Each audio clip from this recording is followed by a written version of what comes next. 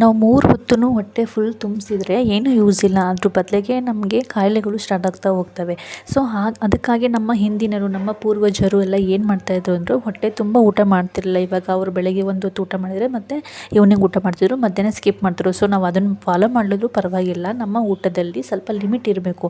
ಅದಕ್ಕೆ ಹಿಂದಿನವರೆಲ್ಲ ಏನು ಮಾಡ್ತಾಯಿದ್ರು ಅಂದರೆ 1 ಹೊತ್ತು ಉಂಡ್ರೆ ಯೋಗಿ, 2 ಹೊತ್ತು ಉಂಡ್ರೆ ಭೋಗಿ, 3 ಹೊತ್ತು ಉಂಡ್ರೆ ರೋಗಿ, 4 ಹೊತ್ತು ಉಂಡ್ರೆ ಹೊತ್ತುಕೊಂಡು ಹೋಗಿ ಅಂತ ಆ ಥರನ ಒಂದು ಅವರು ಫಾಲೋ ಮಾಡ್ತಾಯಿದ್ರು.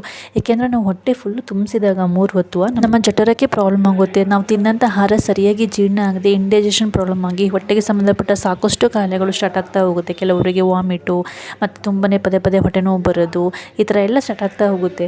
ಅದ್ರ ಜೊತೆಗೆ ಹಾರ್ಟಿಗೂ ಕೂಡ ಪ್ರಾಬ್ಲಮ್ ಆಗುತ್ತೆ. ಏಕೆಂದರೆ ನಾವು ಇವಾಗ ಜಾಸ್ತಿ ಹೆವಿ ಮೀಲ್ ತಿಂದಾಗ ನಮ್ಮ ಹಾರ್ಟು ಜಾಸ್ತಿ ಬ್ಲಡ್ಡನ್ನು ಪಂಪ್ ಮಾಡಬೇಕಾಗುತ್ತೆ. ಆವಾಗ ಹಾರ್ಟಿಗೂ ಕೂಡ ಪ್ರಾಬ್ಲಮ್ ಆಗುತ್ತೆ. Hi hello friends, welcome to my channel. ಇವತ್ತಿನ ವಿಡಿಯೋದಲ್ಲಿ ನಾನು ನಮ್ಮ ಆರೋಗ್ಯಕರ ಜೀವನಕ್ಕೆ ನಮ್ಮ ದಿನಚರಿ ಹೇಗಿರಬೇಕು, ಎಷ್ಟೊತ್ತಿಗೆ ಊಟ ಮಾಡಬೇಕು, ಯಾವ ಥರ ನಮ್ಮ ಊಟದಲ್ಲಿ ಯಾವೆಲ್ಲ ಕಂಟೆಂಟ್ ಇರಬೇಕು, ಯಾವ ಥರ ಊಟ ಮಾಡಬೇಕು, ಊಟಕ್ಕಿಂತ ಮುಂಚೆ ಯಾವೆಲ್ಲ ಸ್ಟೆಪ್ಸನ್ನು ನಾವು ಫಾಲೋ ಮಾಡಬೇಕು, ಇದನ್ನೆಲ್ಲ ಇವತ್ತಿನ ವಿಡಿಯೋದಲ್ಲಿ ನಿಮಗೆ ತಿಳಿಸ್ಕೊಡ್ತೀನಿ. ಸೊ ನಾನು ಹೇಳಿರುವಂಥ ಇಷ್ಟನ್ನು ನೀವು ಸ್ಟೆಪ್ಸನ್ನು ಫಾಲೋ ಮಾಡಿದರೆ ಒಂದು ಒಳ್ಳೆಯ ಆರೋಗ್ಯ ನಿಮಗೆ ಸಿಗುತ್ತೆ. ಸೊ ಬನ್ನಿ ಹಾಗಾದರೆ ವಿಡಿಯೋನ ಸ್ಟಾರ್ಟ್ ಮಾಡ್ತಾ ಹೋಗೋಣ. ಫಸ್ಟಿಗೆ ಬಂದುಬಿಟ್ಟು ನಮ್ಮ ದಿನಚರಿ ಬೆಳಗ್ಗೆಯಿಂದ ಸ್ಟಾರ್ಟ್ ಆಗುತ್ತೆ ಅಲ್ವಾ. ಸೊ ಬೆಳಗ್ಗೆ ಏನು ಮಾಡಬೇಕು ಅಂದರೆ ಬೇಗ ಏಳಬೇಕು. ಕೆಲವೊಬ್ರು ಇವಾಗ 8 ಗಂಟೆಗೆಲ್ಲ ಹೇಳ್ತಿರ್ತೀರಲ್ವ. ಸೊ ಅಷ್ಟು ಲೇಟಾಗಿ ಹೇಳ್ಬಾರ್ದು, ಬೇಗ ಇದ್ದರೆ ತುಂಬಾ ಒಳ್ಳೆಯದು. ಇವಾಗ ಯಾರಿಗೆಲ್ಲ ಬೇಗ ಏಳೋದಕ್ಕೆ ಪ್ರಾಬ್ಲಮ್ ಇರುತ್ತೆ ಅವರೆಲ್ಲ ಒಂದು 6 ಗಂಟೆಗೆ ಎದ್ರೂ ಓಕೆ. ನೀವು 6 ಗಂಟೆಗೆ ಏಳಬೇಕು ಅಂದರೆ ನೈಟು ಅಷ್ಟೇ ಬೇಗನೆ ಮಲ್ಕೊಂಡಿರಬೇಕು. ನಿದ್ದೆ ಚೆನ್ನಾಗಾದರೆ ಮಾತ್ರ ಬೆಳಗ್ಗೆ ಮೈಂಡು ಫ್ರೆಶ್ ಆಗಿರುತ್ತೆ. ಇವಾಗ ನೈಟ್ ಒಂದು 10 ಓ ಕ್ಲಾಕಿಗೆ ಮಲಗಿದರೆ ಓಕೆ, ಬೆಳಗ್ಗೆ ಒಂದು 6 ಓ ಕ್ಲಾಕಿಗೆ ಎದ್ದರೆ ಅಲ್ಲಿಗೆ ಆಲ್ಮೋಸ್ಟ್ ಒಂದು 8 ಅವರ್ಸ್ ನಿದ್ದೆ ಆಗಿರುತ್ತಲ್ವ. ಸೊ ಮೈಂಡು ರಿಲ್ಯಾಕ್ಸ್ ಆಗಿರುತ್ತೆ, ಸ್ಟ್ರೆಸ್ ಏನೂ ಇರೋಲ್ಲ, ಚೆನ್ನಾಗಿರುತ್ತೆ ಮೂಡ್ ಆವಾಗ. ಸೊ ಹಾಗಾಗಿ ಬೆಳಗ್ಗೆ ನಾವು ಬೇಗ ಏಳಬೇಕು. ಬೇಗ ಎದ್ದ ತಕ್ಷಣ ನಮ್ಮ ದಿನಚರಿನ ನಾವು ಕಂಪ್ಲೀಟ್ ಮಾಡ್ಕೊಬೇಕು. ಅಂದರೆ ವಾಶ್ರೂಮಿಗೆ ಹೋಗಬೇಕು. ಅದೆಲ್ಲ ನಮ್ಮ ಹೊಟ್ಟೆಯಲ್ಲಿರುವಂತಹ ವಿಷಕಾರಿ ವಸ್ತುಗಳನ್ನೆಲ್ಲ ನಾವು ಫಸ್ಟು ಹೊರಗಡೆ ಹಾಕಬೇಕು. ಆಮೇಲಿಂದ ಏನು ಮಾಡಬೇಕಂದ್ರೆ ನಾವು ಸ್ವಲ್ಪ ವ್ಯಾಯಾಮ ಮಾಡಬೇಕಾಗುತ್ತೆ. ವ್ಯಾಯಾಮ ತುಂಬಾ ಇಂಪಾರ್ಟೆಂಟು ನಮ್ಮ ದೇಹಕ್ಕೆ. ಡೈಲಿ ನಾವು ಒಂದು ಅರ್ಧ ಗಂಟೆ ವ್ಯಾಯಾಮ ಮಾಡಿದಾಗ ನಮ್ಮ ಬ್ಲಡ್ ಸರ್ಕ್ಯುಲೇಷನ್ನು ಚೆನ್ನಾಗಾಗುತ್ತೆ. ಹೊಟ್ಟೆಯಲ್ಲಿರುವಂತಹ ಒಂದು ವಿಷಕಾರಿ ವಸ್ತುಗಳನ್ನ ಹೊರಹಾಕೋದಕ್ಕೆ ತುಂಬಾ ಹೆಲ್ಪ್ ಮಾಡುತ್ತೆ. ಇವಾಗ ಯಾರಿಗೆಲ್ಲ ಮೋಷನ್ಸ್ ಪ್ರಾಬ್ಲಮ್ ಇರುತ್ತೆ ಅವರೆಲ್ಲ ಒಂದು ಅರ್ಧ ಗಂಟೆ ವ್ಯಾಯಾಮ ಮಾಡೋದ್ರಿಂದ ನಮ್ಮ ಹೊಟ್ಟೆಯಲ್ಲಿರುವಂತಹ ಟಾಕ್ಸಿನ್ಸನ್ನು ಹೊರಹಾಕೋದಕ್ಕೆ ತುಂಬಾ ಹೆಲ್ಪ್ ಮಾಡುತ್ತೆ. ಹಾಗೆ ಮೂಳೆಗಳ ಆರೋಗ್ಯಕ್ಕೂ ಅಷ್ಟೇ ಇದು ತುಂಬಾ ಒಳ್ಳೆಯದು. ಕೆಲವೊಬ್ಬರಿಗೆಲ್ಲ ಇವಾಗ ಮಂಡಿ ನೋವು, ಕಾಲು ನೋವು, ಬೆನ್ನು ನೋವು ಎಲ್ಲ ಇರುತ್ತಲ್ಲ, ನೀವು ದಿನದಿಂದ ದಿನಕ್ಕೆ ನೀವು ವ್ಯಾಯಾಮ ಮಾಡ್ತಾ ಬರೋದ್ರಿಂದ ಇದೆಲ್ಲ ಕಮ್ಮಿ ಆಗ್ತಾ ಹೋಗುತ್ತೆ. ಮತ್ತು ಬ್ಲಡ್ ಪ್ರೊಡಕ್ಷನ್ ಅಂದರೆ RBC ಕೆಂಪು ರಕ್ತ ಕಣಗಳು ಚೆನ್ನಾಗಿ ಪ್ರೊಡಕ್ಷನ್ ಆಗೋದಕ್ಕೂ ಇದು ತುಂಬಾ ಹೆಲ್ಪ್ ಮಾಡುತ್ತೆ. ವ್ಯಾಯಾಮ ಮಾಡೋದ್ರಿಂದ ನಮ್ಮ ಸ್ಟ್ರೆಸ್ಸು ಕಡಿಮೆ ಆಗುತ್ತೆ, ನಮ್ಮ ಮೈಂಡು ತುಂಬ ಕಾಮಾಗಿರುತ್ತೆ. ಮತ್ತು ನಾವು ಒಂಥರ ಬೆಳಗ್ಗೆ ಎದ್ದುಬಿಟ್ಟು ಒಂದು ಫ್ರೆಶ್ ಮೂಡಲ್ಲಿ ನಮ್ಮ ದಿನವನ್ನು ನಾವು ಸ್ಟಾರ್ಟ್ ಮಾಡ್ದಂಗೆ ಆಗುತ್ತೆ. ಬೆಳಗ್ಗೆ ಎದ್ದುಬಿಟ್ಟು ಇದೊಂದು ಕೆಲಸನ ಮಾಡಬೇಕು. ನೆಕ್ಸ್ಟು ಇದಾಗಿ ಒಂದು ಸ್ವಲ್ಪ ಹೊತ್ತು ಆದಮೇಲೆ ಇವಾಗ ಬೇರೆ ಏನಾರು ಸಣ್ಣ ಪುಟ್ಟ ಕೆಲಸ ಇರುತ್ತಲ್ಲ ಅದನ್ನೆಲ್ಲ ಮುಗಿಸ್ಕೊಂಡ್ಬಿಟ್ಟು ಫಸ್ಟು ಆಮೇಲೆ ಸ್ನಾನ ಮಾಡಬೇಕು. ತಿಂಡಿ ತಿಂದ ಆದಮೇಲೆ ಯಾವುದೇ ಕಾರಣಕ್ಕೂ ಸ್ನಾನ ಮಾಡಬಾರ್ದು. ಫಸ್ಟು ಸ್ನಾನ ಮಾಡಬೇಕು. ಬೆಳಗ್ಗೆ ಎದ್ದ ತಕ್ಷಣ ಸ್ನಾನ ಆದಮೇಲೆ ನಾವು ತಿಂಡಿ ತಿನ್ನಬೇಕು. ಆಗ ನಾವು ತಿಂದಂಥ ಆಹಾರ ಸರಿಯಾಗಿ ಜೀರ್ಣ ಆಗುತ್ತೆ. ಇವಾಗ ನಾವೇನಾದ್ರು ಫಸ್ಟಿಗೆ ತಿಂಡಿ ತಿನ್ಕೊಂಡ್ಬಿಟ್ಟು ಆಮೇಲೆ ಸ್ನಾನ ಮಾಡೋಕ್ಕೆ ಹೋದಾಗ ನಾವು ತಿಂದಂಥ ಆಹಾರ ಸರಿಯಾಗಿ ಜೀರ್ಣ ಆಗೋದಿಲ್ಲ. ಆವಾಗ ನಮಗೆ ಹೊಟ್ಟೆ ನೋವು ಅದೆಲ್ಲ ಬರ್ತಾ ಹೋಗುತ್ತೆ. ಹಾಗಾಗಿ ಫಸ್ಟಿಗೆ ನೀವು ಸ್ನಾನ ಮಾಡಿಬಿಟ್ಟು ಆಮೇಲೆ ತಿಂಡಿ ತಿನ್ನಿ, ಅದು ನಮ್ಮ ಆರೋಗ್ಯಕ್ಕೆ ಒಳ್ಳೆಯದು. ಮಕ್ಕಳಿಗಾದ್ರೂ ಅಷ್ಟೇ ಫಸ್ಟಿಗೆ ಸ್ನಾನ ಮಾಡಿಸಿ ಆಮೇಲೆ ತಿಂಡಿ ಕೊಡಿ. ಹಾಲು ಕೊಡೋದಾದ್ರೂ ಅಷ್ಟೇ. ಇವಾಗ ಹಾಲು ಕುಡಿಸಿದ ತಕ್ಷಣ, ಇವಾಗ ಸಣ್ಣ ಮಕ್ಕಳು ಆದರೆ ಹಾಲು ಕುಡಿಸಿದ ತಕ್ಷಣ ಕರ್ಕೊಂಡೋಗಿ ಸ್ನಾನ ಮಾಡಿಸೋದು ಅದನ್ನೆಲ್ಲ ಮಾಡಬೇಡಿ. ಆವಾಗ ಅವರಿಗೆ ಸರಿಯಾಗಿ ಜೀರ್ಣ ಆಗೋದಿಲ್ಲ ಅದು. ಹಾಗಾಗಿ ಫಸ್ಟಿಗೆ ಸ್ನಾನ ಮಾಡಿಸ್ಬಿಟ್ಟು ಆಮೇಲೆ ನೀವು ಹಾಲು ಕೊಡೋದಾದ್ರೂ ಓಕೆ, ತಿಂಡಿ ಕೊಡೋದಾದ್ರೂ ಅಷ್ಟೇ, ಆಮೇಲೆ ಅದನ್ನು ನೀವು ಕೊಡ್ಬೋದು. ಈ ಒಂದು ಸ್ಟೆಪ್ಪನ್ನು ನಾವು ಕಂಪಲ್ಸರಿಯಾಗಿ ಫಾಲೋ ಮಾಡಲೇಬೇಕು. ಆಗ ನಮಗೆ ಯಾವುದೇ ಥರ ಹೆಲ್ತ್ ಇಶ್ಯೂಸ್ ಬರೋಲ್ಲ.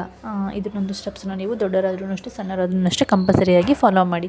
ನೆಕ್ಸ್ಟ್ ಬಂದುಬಿಟ್ಟು ಎರಡನೇದು ಬಂದುಬಿಟ್ಟು ನಾವು ಯಾವ ಆಹಾರ ತೊಗೊಳ್ತೀವಿ ಅನ್ನೋದು ತುಂಬಾ ಇಂಪಾರ್ಟೆಂಟ್ ಆಗಿರುತ್ತೆ. ಇವಾಗ ಕೆಲವೊಬ್ಬರಿಗೆ ತುಂಬಾ ಗ್ಯಾಸ್ಟ್ರಿಕ್ ಸಮಸ್ಯೆ ಇರುತ್ತೆ. ಅವರಿಗೆಲ್ಲ ಆಯಿಲ್ ಫುಡ್ ಬೆಳಗ್ಗೆನೇ ನಾವು ಏನಾದ್ರು ತಿಂದರೆ ಆವಾಗ ಇನ್ನೂ ಒಂದು ಸ್ವಲ್ಪ ಗ್ಯಾಸ್ಟ್ರಿಕ್ ಸಮಸ್ಯೆ ಜಾಸ್ತಿ ಆಗೋ ಚಾನ್ಸಸ್ ಇರುತ್ತೆ. ಇವಾಗ ಬೆಳಗ್ಗೆ ಎದ್ದ ತಕ್ಷಣವೇ ಇವಾಗ ಮಂಡಕ್ಕಿ ತಿನ್ನೋದಾಗಿರ್ಬೋದು, ಬೋಂಡ, ಬಜ್ಜಿ ಅಥವಾ ಪೂರಿ ಈ ಥರದ್ದೆಲ್ಲ ತಿನ್ನೋದ್ರಿಂದ ಅವ್ರಿಗೆ ಇನ್ನೂ ಒಂದು ಸ್ವಲ್ಪ ಜಾಸ್ತಿ ಆಗುತ್ತೆ. ಇವಾಗ ಯಾರಿಗಾದ್ರೂ ಅಷ್ಟೇ ಬೆಳಗ್ಗಿನ ನಮ್ಮ ದೇಹಕ್ಕೆ ಅನುಗುಣವಾಗಿ ನಮಗೆ ಬಾಡಿಗೆ ಯಾವುದು ಇಡಿಸುತ್ತೆ ಅಂತ ನಮಗೆ ಚೆನ್ನಾಗೇ ಗೊತ್ತಿರುತ್ತಲ್ವ. ನಮಗೆ ಏನು ಇಡಿಸುತ್ತೋ ಅದನ್ನು ಮಾತ್ರ ತಿನ್ನಬೇಕು. ಇವಾಗ ನಮಗೆ ಅದು ಇಡಿಸಲ್ಲ ಅಂತ ಗೊತ್ತಿದ್ರೂ ಕೂಡ ನಾವೇನು ಮಾಡ್ತೀವಿ, ಇವಾಗ ಗ್ಯಾಸ್ಟ್ರಿಕ್ ಜಾಸ್ತಿ ಇರೋರಿಗೆ ಬೆಳಗ್ಗೆನೇ ಮಂಡಕ್ಕಿ, ಬೋಂಡ, ಬಜ್ಜಿ ಅದನ್ನೆಲ್ಲ ತಿಂದರೆ ಆಗೋದಿಲ್ಲ. ನಮಗೆ ಅದು ಗೊತ್ತಿದ್ರೂ ಕೂಡ ನಾವೇನು ಮಾಡ್ತೀವಿ, ಬಾಯಿ ರುಚಿಗೋಸ್ಕರ ತಿಂತೀವಿ. ಈ ಥರ ತಪ್ಪುಗಳನ್ನು ಯಾವುದೇ ಕಾರಣಕ್ಕೂ ಮಾಡಬೇಡಿ. ಇವಾಗ ನಿಮಗೆ ಗೊತ್ತಿರುತ್ತೆ ನಿಮಗೆ ಯಾವ ತಿಂಡಿ ತಿಂದರೆ ಬರಲ್ಲ ಅಂತ ನಿಮಗೆ ಅಬ್ಸರ್ವ್ ಮಾಡ್ತಾ ಹೋದರೆ ನಿಮಗೆ ಗೊತ್ತಾಗ್ತಾ ಹೋಗುತ್ತೆ. ಆ ಥರ ತಿಂಡಿಗಳನ್ನು ಯಾವುದೇ ಕಾರಣಕ್ಕೂ ತಿನ್ನಬೇಡಿ. ಅದು ನಿಮ್ಗೆ ಏನು ಹಿಡಿಸಲ್ವೋ ಅದನ್ನು ಯಾವುದೇ ಕಾರಣಕ್ಕೂ ತಿನ್ನಬೇಡಿ. ಅದನ್ನು ಸ್ಕಿಪ್ ಮಾಡಿ ಒಳ್ಳೆ ಹೆಲ್ದಿಯಾಗಿರುವಂತಹ ಟಿಫನ್ನ ಬೆಳಗ್ಗೆ ನೀವು ಮಾಡಬೇಕು. ಆಗ ನಮ್ಮ ಆರೋಗ್ಯಕ್ಕೆ ತುಂಬಾ ಒಳ್ಳೆಯದು. ಆದಷ್ಟು ಒಳ್ಳೆಯದು. ಇವಾಗ ಸೊಪ್ಪು, ತರಕಾರಿಗಳು ಜಾಸ್ತಿ ಇರುವಂಥದ್ದು. ಬೆಳಗಿನ ಟಿಫನಲ್ಲಿ ಸೊಪ್ಪು ಇನ್ಕ್ಲೂಡ್ ಮಾಡಿಕೊಂಡು ತಿನ್ನಿ. ಒಳ್ಳೆ ವೆಜಿಟೇಬಲ್ಸು ಇರೋದನ್ನು ಟಿಫನನ್ನು ತಿನ್ನಿ, ಅದು ತುಂಬ ಒಳ್ಳೆಯದು. ಮತ್ತು ಮೊಳಕೆ ಕಾಳುಗಳು ಚೆನ್ನಾಗಿ ತಿನ್ನಿ, ಅದು ಕೂಡ ನಮ್ಮ ಆರೋಗ್ಯಕ್ಕೆ ಒಳ್ಳೆಯದು. ಈ ಥರ ಒಳ್ಳೊಳ್ಳೆ ಹೆಲ್ದಿ ಇರೋ ಫುಡ್ಡನ್ನ ನಾವು ತಿನ್ನಬೇಕು. ಆಮೇಲೆ ಊಟ ಮಾಡಿದ್ಮೇಲೆ ಇವಾಗ ಏನೋ ಬೆಳಗ್ಗೆ ತಿಂಡಿ ತಿಂದಿರ್ತೀವಲ್ವ, ತಿಂಡಿ ತಿಂದಾದಮೇಲೆ ಒಂದು ಸ್ವಲ್ಪ ಹೊತ್ತಾದ ತಕ್ಷಣ ಮತ್ತೆ ಹೋಗಿ ಬಾಯಿ ರುಚಿಗೆ ಏನೋ ಟೀ ಕಾಫಿ ಕುಡಿಯೋದು, ಅಥವಾ ಏನೋ ಚಿಪ್ಸ್ ತಿನ್ನೋದು, ಅಥವಾ ಏನೋ ಬಿಸ್ಕೆಟ್ ತಿನ್ನೋದು, ಈ ಥರ ಯಾವುದೇ ಕಾರಣಕ್ಕೂ ಮಾಡಬೇಡಿ. ಮಿಡ್ಲು ನಾವೇನು ಆಹಾರ ತೊಗೊಂಡಿರ್ತೀವೋ ಅದು ಸರಿಯಾಗಿ ಜೀರ್ಣ ಆಗೋದಕ್ಕೆ ಸ್ವಲ್ಪ ಟೈಮ್ ಕೊಡಿ. ಇವಾಗ ಸರಿಯಾಗಿ ಅದು ಜೀರ್ಣನೇ ಆಗಿರಲ್ಲ, ಮತ್ತೆ ಹೋಗಿ ಪದೇ ಮೇಲೆ ಅದು ಇದು ತಿಂತಾ ಹೋದರೆ ನಮ್ಮ ಹೊಟ್ಟೆಗೆ ಪ್ರಾಬ್ಲಮ್ ಆಗುತ್ತೆ. ಇವಾಗ ಜಠರಕ್ಕೆ ಪ್ರಾಬ್ಲಮ್ ಆಗುತ್ತೆ, ಹಾರ್ಟಿಗೂ ಪ್ರಾಬ್ಲಮ್ ಆಗುತ್ತೆ. ಹಾಗಾಗಿ ಯಾವುದೇ ಕಾರಣಕ್ಕೂ ಮೇಲೆ ಪದೇ ಅದು ಇದು ತಿನ್ನಬೇಡಿ. ಆವಾಗ ಹೊಟ್ಟೆ ನೋವು ಆ ಥರ ಎಲ್ಲ ಸ್ಟಾರ್ಟ್ ಆಗ್ತಾ ಹೋಗುತ್ತೆ, ಗ್ಯಾಸ್ಟ್ರಿಕ್ಕು ಜಾಸ್ತಿ ಆಗ್ತಾ ಹೋಗುತ್ತೆ, ಸರಿಯಾಗಿ ಜೀರ್ಣ ಆಗಲ್ಲ ನಾವು ತಿನ್ನಂಥ ಆಹಾರ. ಈ ತಪ್ಪುಗಳನ್ನ ಯಾವುದೇ ಕಾರಣಕ್ಕೂ ಮಾಡಬೇಡಿ. ಮತ್ತು ಹೊಟ್ಟೆ ಫುಲ್ಲು ಊಟ ಮಾಡಬೇಡಿ ಯಾವುದೇ ಕಾರಣಕ್ಕೂ. ಹೊಟ್ಟೆಯಲ್ಲಿ ಅರ್ಧ ಭಾಗ ಮಾತ್ರ ಆಹಾರ ಇರಬೇಕು, ಇನ್ನು ಕಾಲು ಭಾಗ ದ್ರವ ಆಹಾರ ಇರಬೇಕು, ಇನ್ನು ಕಾಲು ಭಾಗ ಹಾಗೆ ಖಾಲಿ ಬಿಟ್ಟಿರಬೇಕು. ಆಗ ಮಾತ್ರ ಸರಿಯಾಗಿ ಜೀರ್ಣ ಆಗುತ್ತೆ. ನೆನ್ಪಿಟ್ಕೊಳ್ಳಿ, ದಯವಿಟ್ಟು ಇದನ್ನು ಫಾಲೋ ಮಾಡಿ. ಹೊಟ್ಟೆ ಫುಲ್ ನಾವೇನಾದ್ರು ಹೊಟ್ಟೆ ಫುಲ್ ತಿಂದಾಗ ಅದು ಇಂಡೈಜೆಷನ್ ಆಗುತ್ತೆ, ಸರಿಯಾಗಿ ಜೀರ್ಣ ಆಗಲ್ಲ, ಹೊಟ್ಟೆ ನೋವು ಮತ್ತು ವಾಮಿಟು ಇದೆಲ್ಲ ಸ್ಟಾರ್ಟ್ ಆಗುತ್ತೆ. ನಾವು ಯಾವಾಗ ಅರ್ಧ ಭಾಗ ಆಹಾರ ಊಟ ಮಾಡ್ತೀವಿ, ಇನ್ನು ಕಾಲು ಭಾಗ ದ್ರವ ಆಹಾರ ಯಾವಾಗ ಊಟ ಮಾಡ್ತೀವಿ, ಇನ್ನು ಕಾಲು ಭಾಗ ಯಾವಾಗ ಖಾಲಿ ಬಿಟ್ಟಿರ್ತೀವಿ ಆವಾಗ ಸರಿಯಾಗಿ ಜೀರ್ಣ ಆಗುತ್ತೆ. ಆವಾಗ ಹಾರ್ಟಿಗೂ ಕೂಡ ಪ್ರಾಬ್ಲಮ್ ಆಗೋಲ್ಲ. ಈ ಒಂದು ಸ್ಟೆಪ್ಸನ್ನು ನೀವು ಕಂಪಲ್ಸರಿಯಾಗಿ ಫಾಲೋ ಮಾಡಿ. 100% ಆಹಾರನ ಯಾವುದೇ ಕಾರಣಕ್ಕೂ ಹೊಟ್ಟೆಗೆ ತುಂಬಿಸ್ಬೇಡಿ. ಮತ್ತು ಇನ್ನೊಂದು ಪಾಯಿಂಟ್ ಏನಪ್ಪ ಅಂದರೆ, ನಮ್ಮ ಮಧ್ಯಾಹ್ನದ ಆಹಾರನ ಯಾವಾಗಲೂ ಹೊಟ್ಟೆ ಹಸಿವಾದಾಗೆ ಊಟ ಮಾಡಬೇಕು. ಇವಾಗ ಹೊಟ್ಟೆ ಹಸಿವಾಗಿಲ್ಲ ಅಂದರೆ ನಮಗೆ ಹಸಿವಾಗೋ ತನಕ ನಾವು ವೆಯ್ಟ್ ಮಾಡಬೇಕು. ನಮಗೆ ಯಾವಾಗ ಹಸಿವಾಗುತ್ತೋ ಆವಾಗ ಊಟ ಮಾಡಿದರೆ ನಾವು ತಿನ್ನಂಥ ಆಹಾರ ಸರಿಯಾಗಿ ಜೀರ್ಣ ಆಗುತ್ತೆ. ಈ ಒಂದು ಸ್ಟೆಪ್ಸನ್ನು ಸಹ ನೀವು ಫಾಲೋ ಮಾಡಿ. ಆದಷ್ಟು ನೀರನ್ನು ಜಾಸ್ತಿ ಕುಡೀರಿ. ನೀರು ಜಾಸ್ತಿ ಕುಡಿಯೋದ್ರಿಂದ ತಿನ್ನಂಥ ಆಹಾರ ಸರಿಯಾಗಿ ಜೀರ್ಣ ಆಗುತ್ತೆ. ಮತ್ತು ಊಟ ಆದಮೇಲೆ ಮಜ್ಜಿಗೆ ಅದನ್ನೆಲ್ಲ ಯೂಸ್ ಮಾಡಿ, ಅದು ಕೂಡ ನಮ್ಮ ಆರೋಗ್ಯಕ್ಕೆ ತುಂಬಾ ಒಳ್ಳೆಯದು. ಮಜ್ಜಿಗೆ, ಮೊಸರು ಅದನ್ನೆಲ್ಲ ಜಾಸ್ತಿ ಇನ್ಕ್ಲೂಡ್ ಮಾಡ್ಕೊಳ್ಳಿ.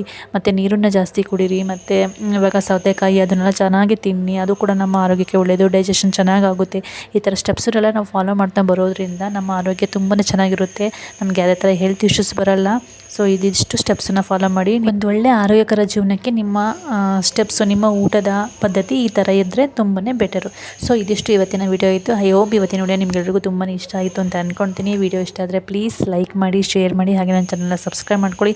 ಇದೇ ಥರ ಒಂದು ಒಳ್ಳೊಳ್ಳೆ ಕಂಟೆಂಟಿಗೋಸ್ಕರ ಪ್ಲೀಸ್ ನನ್ನ ಚಾನಲ್ಗೆ ಸಪೋರ್ಟ್ ಮಾಡಿ. Thanks for watching. Thank you so much.